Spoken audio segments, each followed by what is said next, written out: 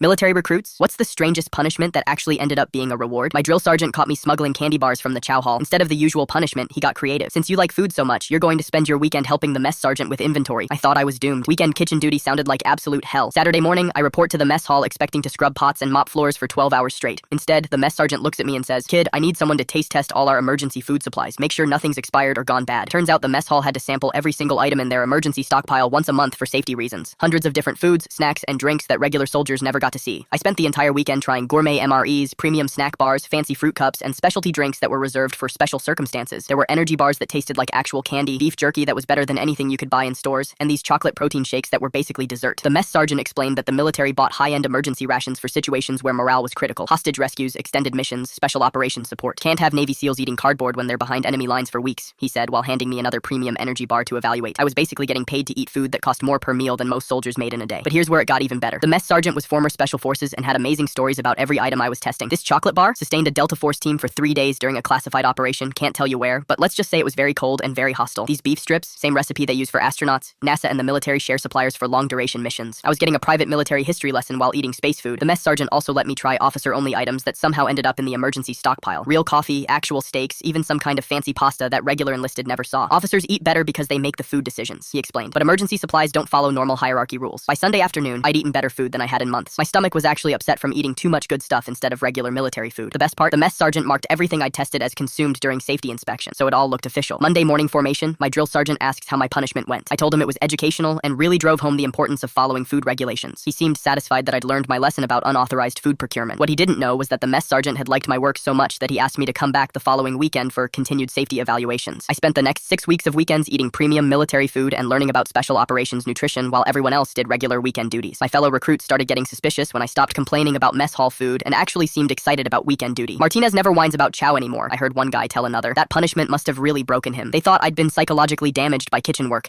I was actually just full of high-end military rations. The mess sergeant eventually rotated to a new assignment, but before he left, he gave me a box of those premium energy bars to keep in my footlocker. For emergencies, he said with a wink. I rationed those bars for months, breaking them out during particularly brutal training exercises when regular food wasn't cutting it. My drill sergeant never figured out why I seemed to have more energy than other recruits during long marches. He attributed it to superior discipline and mental toughness. Years later, when I was stationed overseas, I ran into that mess sergeant again. He was running food services for a forward operating base. "Martinez, how's your taste testing skills? I've got some new emergency rations that need evaluation." I volunteered immediately. Some punishments teach you to avoid certain behaviors. Others teach you to get caught by the right people. I learned that the military has amazing food if you know where to find it, and that the best punishments sometimes come disguised as the worst assignments. To this day, whenever someone complains about military food, I just smile and keep quiet. Let them eat their regular MREs while I remember the weekend I got punished with gourmet emergency rations. Sometimes being bad gets you exactly where